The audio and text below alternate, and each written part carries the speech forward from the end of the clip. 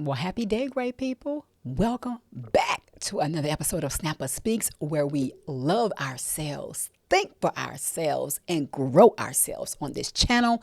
Let's tap into this podcast episode. This is like episode 3, great people. So I'm really excited about this. I truly am. And I'm hoping you're feeling the vibes. Let's get into this. You know what I want to talk about today, and that is Kanye West's interview with Big Boy TV. Now, the angle and perspective I want to discuss on this podcast episode is friends. It's about friends. Who are your friends? Real friends, not people who just come to you and want to attach themselves to you because they see you excel, because they see you're growing, because they see that possibly by being connected to you, they can come up to. I'm talking about the people who are going to be down when you didn't have what you have. The people who want to truly ride with you while you are riding the wave and you're continuously growing inside and out. You are continually elevating yourself to be a better person for yourself first, to reflect God, Christ in you, and how you can better serve those around you and the world. We all have a mission. We all have a purpose.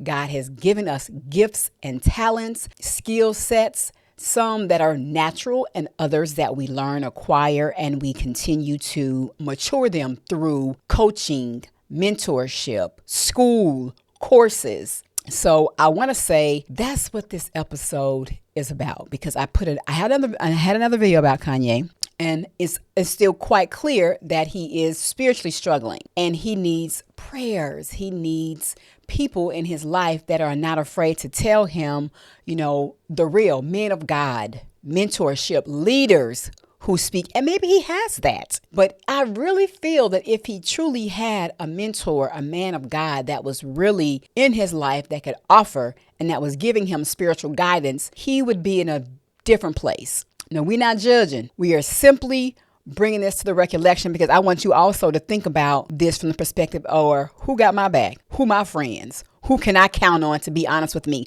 who am I listening to, what mentor can I count on to tell me the real deal, and how am I going to make the adjustments, and how fast am I willing to make the adjustments once this person has spoken into my life, because that's what it's about. So I want us to listen to this. It's going to be 2 short clips, and we're going to shout out Big Boy TV, because we know we are not going to listen to the full interview, only a couple of clips. No copyright strikes, please.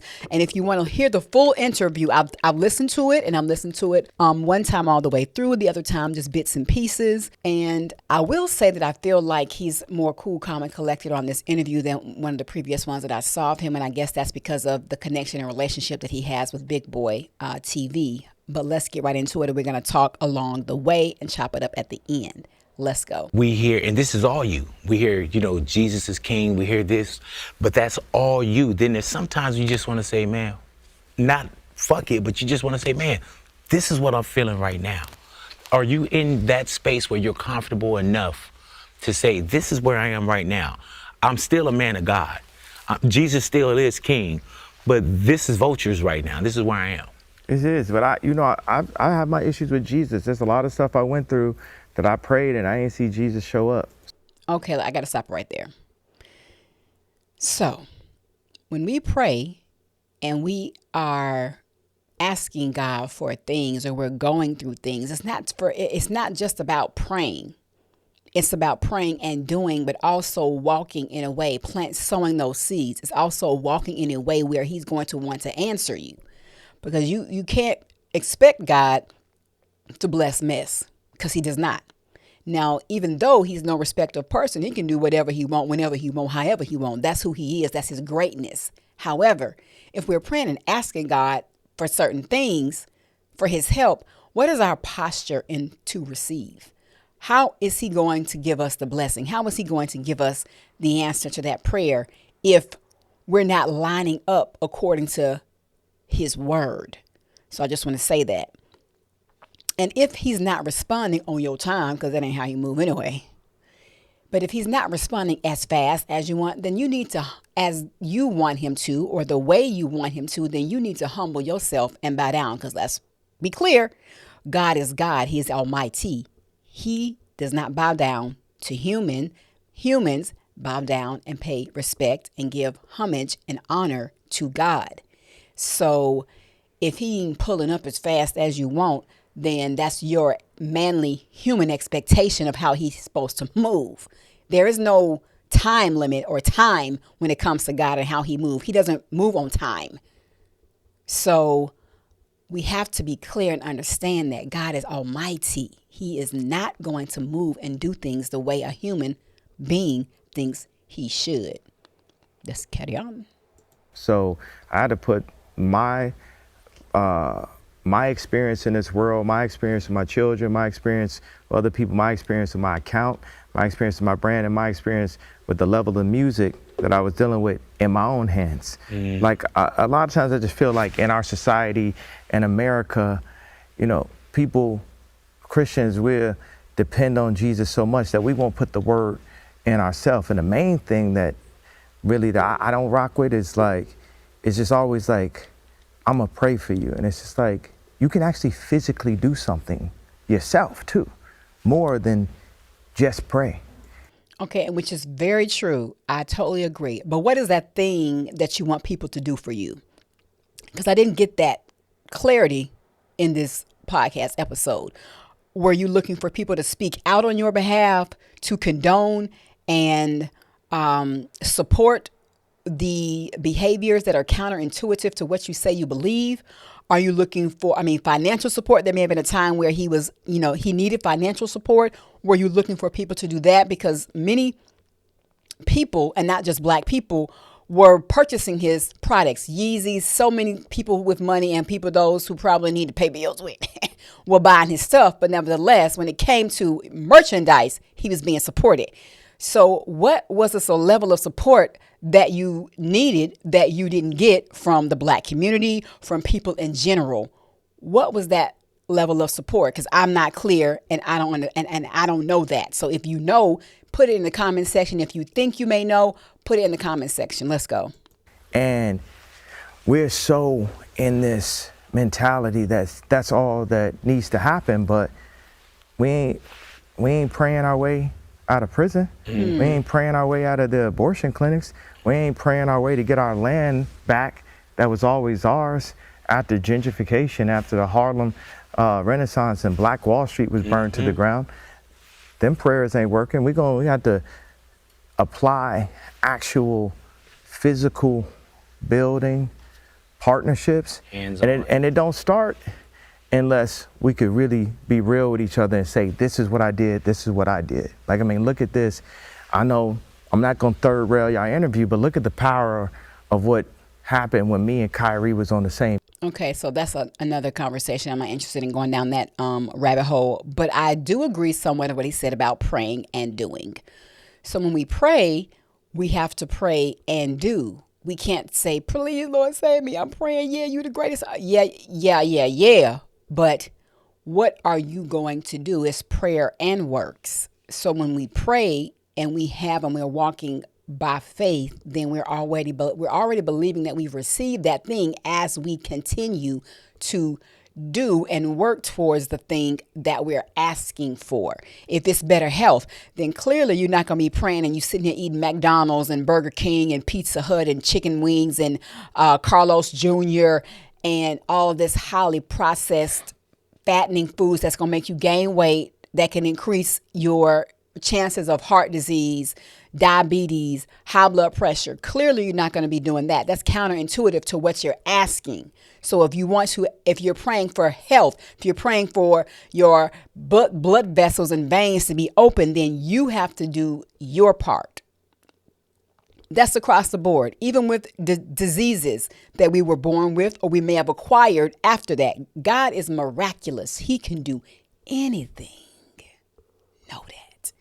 He can do anything, but it's based off of your faith, and works is going to determine what is surpassed or what transpires for you. If it's getting out of debt, you can't keep praying to get out of debt and keep praying to have better credit when you continue to put yourself in situations where your debt is being increased. That's counterintuitive. And that goes against his word. If he's a God of truth and we have to be in truth, then you can't be in a lie and expect him to bless a lie, because that don't work. So I completely agree with what he's saying in that area. We can't pray ourselves out of prison. So you don't want to go to jail, then don't commit the crime. God says obey the laws of the land. So if you don't want to be in jail, you don't want to be in prison, then don't commit the crimes that's going to put you behind bars. It's really that simple. Now, here I want to bring in the piece. Where are the friends here? Who are the friends that could have helped guide him or give him information? And maybe he has these people, but I just don't feel like he's connected to people that really are going to plant those seeds. Let's not say he's not connected to people, but maybe he's either A, not listening, or B, they're not saying anything where they can give him sound advice. And I'm going to say even more so a mentor, a man of God who is who he say he is and does what he says he does, and a respecter of person's character, and he exemplifies what a man of God is. Leadership, because clearly if there was a person in his life that had that role that he respected and looked up to and listened to, then I just don't feel like vultures. It would have just been different, because that Jesus is King, that album, it was A1. And we can't say because he made the record that that's not who he says, that's not who he was. I don't agree with that.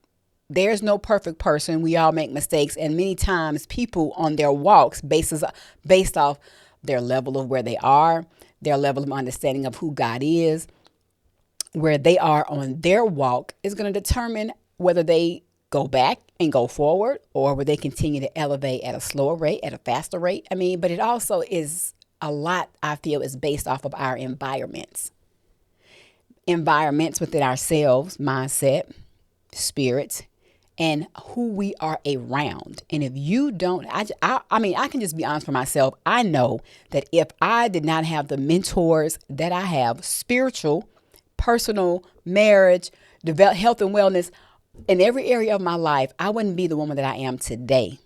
You need realness, authenticity. You need truth. You need facts. And it may not always come the way you want it to verbally. But if they are your mentor, they're going to have your best interest at heart. They're the ones that's going to tell you why these other folks be like, nah, go on, drive yourself right on off that cliff, boo. Come on. So I don't feel like he has that person, because clearly they would not have allowed him, meaning we can't make nobody do anything. But they would have really put the words and imparted him, which would have planted and pierced his spirit, which I feel like could have also pierced his heart, and he would have had a different mindset around this album.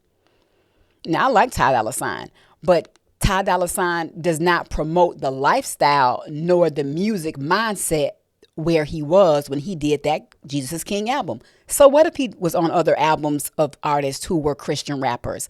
I'm talking about the overall mindset of the album of where Kanye was when he did the Jesus is King. I don't know where he was on his walk with Christ. I don't know where he was spiritually. But for him to do that type of album, it wasn't fake. It wasn't fluff. He was moved. God was there. God was present. It was for that purpose and that reason. I completely and truly believe that, and I'm going to stand on that. However, where he is right now, and if you listen to this podcast, you listen to this interview, he's going to tell you and explain to you some things in this interview that lets you know what was going on behind the scenes when he was making that album. I will say I like the level of knowledge that he's acquired over time and about his business knowledge when it comes to the music industry. It's brutal. It is brutal, especially if you don't know, because truly it's not set up for the artist to win financially. It's set up for the label to win. It's set up for the person who's fronted you this money and has built this image for you to win. The smart man and the smart woman who educates themselves and has a team around them that can help them grow in knowledge, and they're also doing it for themselves, is going to come out on top. But many artists pay them dues. Just think about Prince, Michael Jackson. These are mega super ultra stars that experienced things when it came to their distribution, when it came to their owning the rights to their publishing, because that's what the money is. So I definitely, can't commend him, and all of the level of hard work that he's put in has paid off in that sense. And I feel like Kanye is an artist when it comes to genius and giftedness is Michael Jackson, Prince, Whitney Houston, Mariah Carey. We have these people who God plants these gifts, and they just are excel because they honed in on it. Now, who you serve with your gift, that's on you. But nevertheless, I'm just saying that his knowledge about music business is very, very, to me, I was impressed, outstanding, because he talks about his daughter and how she's into music and all that good old stuff. And at least with the information that he knows, he can help her not make some of the mistakes and have to do the things that he went through. Now, when it comes to friends, though, who are his friends? And I feel like he and Ty Dolla $ign have a good, I want to say, friendship. And based off of this interview, they've been, working together for some time. They've known each other. They've had their connections. So that's great. But who are the friends that are believers and that can talk to you and not afraid whether you want to hear it or not afraid being cut off, and not afraid of getting into an argument and, okay, well, I'm going to tell you anyway, whether you like it or not, cut me off, do whatever you need to do, but I'm going to speak it because that's who I am. Where are these people? Where are these people? I'm that friend. I am that friend. If we have a conversation and I'm in your life present day where you're making these choices and decisions, I'm going to say, yo, bro, what's going on here? Hold up. We own this, and this is what you said that you believe, and this is what you're exemplifying to the world. And now you're about to start confusing people with some of the choices as to who they think God is based off your actions and what you're saying. So which one? It's no in between. It's no in between. Either you're going to serve him or you're going to serve the other master, but you can't serve two, which means you can't produce this type of music and say you're a Christian and then turn around and put this type of music out and still, it doesn't go together, because those of us who are Christians now, I'm not going to say just because you're a Christian, you're not going to curse. God don't like that. His word talks about the foul mouth. But is that going to stop you from on your walk and your journey? I'm not God. I can't tell you that answer. I just know what the word says. And if your mouth is foul, I don't know how progressive, things are going to continue to be on your walk and journey. That's just one thing. But once again, I'm not God. How he moves, it's mysterious. Yet and still, these are the words, these are the things that he expects from us. When you walk into him, if you were using a lot of profanity and you accept him, then some of that should fall off. Is it going to be overnight? I don't know. I know for myself, I used to be, I would curse. I would curse a lot. And as my walk continued to improve, as I continue to say, yes, I am a Christian, and yeah, I am a believer, and the old man is dying. Do I still curse? When I get upset, I have some words be flying out. I ain't even gonna lie. It is. But is that the norm for me? No, it's not. Every word that I say is not profane. If I'm angry, even if I'm angry, I'm still not gonna go that route first. But if I get pushed overboard, it may come out based off my emotions. I'm being honest. However, in my music, God told me I had to pull it out. And that was over 10, 15 years ago. And I wasn't feeling it. I was like, what do you mean pull out the curse words? Yeah, you don't represent me. You can't be having curse words in your rhymes. And I'm like, okay, so I just won't write. And then, well, that's on you then, boo. And for a minute, I couldn't write because I was like so upset. It was like, because I wanted to continue to do it my way. But if you're going to represent him, we got to do it, and we got to do it right. So in your life, great people, who are the friends that are holding you accountable? Thank you, Lord. That's the word. Where is his accountability? Because with friendships, genuine, authentic friends and associates and people you work with are different. Now, can you have a good girlfriend that you call a close friend that you work with? Well, absolutely. Can you have a good connection with an associate? Absolutely. But those words are different and they mean different things for different reasons. I'm talking about your friends, the ones who's supposed to be your day ones, day twos, people that you confide in. These are the ones that's supposed to say, you're doing a great job. However, whatever. Or nah, boo, you ain't handled that right. I'm sorry, you just didn't. And you need to maybe reevaluate some things. That's what he needs in his life.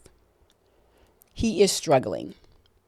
Spiritually, he is. But are we going to bash him? No. We are going to continue to pray for him. Now, he says, what else can you do besides pray? That's a good question. You could purchase some of his clothes, fashion. You could also write him, send him a message. You could definitely do that. Go out and maybe be to see where he is, where he may be open to have an open conversation, and he may not be. But bring this to his recollection. You said you wanted people to do more for you than pray. What you looking for people to do? What are you looking for people to do?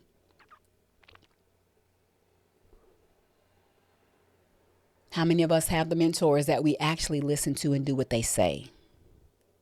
And where are the friends? Friends, how many of us have them? Friends. I mean, that's something to think about. And if you don't have those genuine, authentic people in your space, you need to get a couple.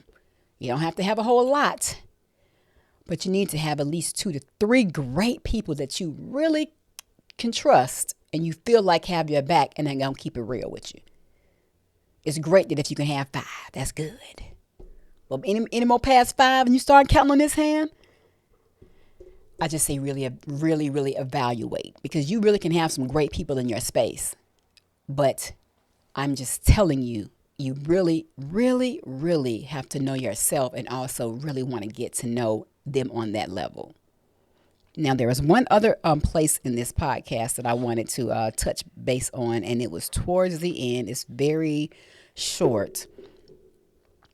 Let's go here. And pace. See, that's what's scary. Hold on.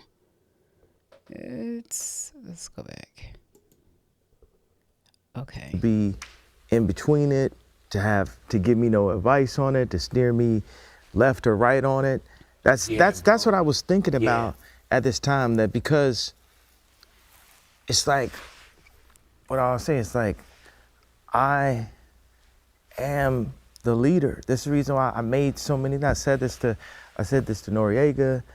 I said, it's like everybody knows I'm the leader. I am the king, but then it be people who don't want to see it that way, or have other people that are control their bank account or control their job or control my kids or control all of this. And people say, oh, he's crazy, he's this, he's that, it's volatile.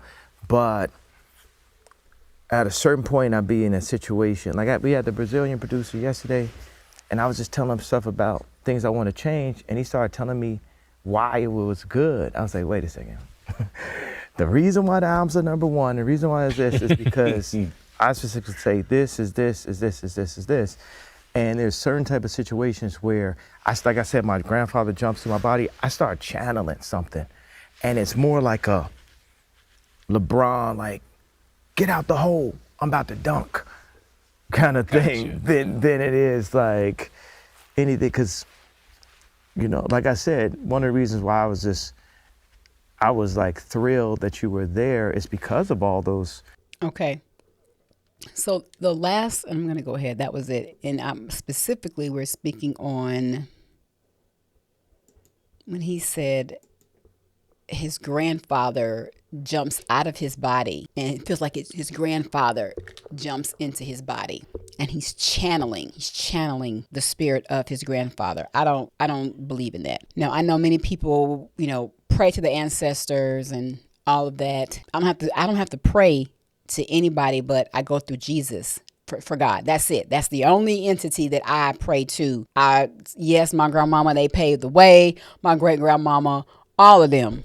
But I will never be praying and channeling my grandmama. I'm sorry. That ain't it. And God doesn't tell you I don't know where it is in the Bible that says that you do that. So that was one thing. I'm like, okay, so is there another belief system that he's starting to operate in?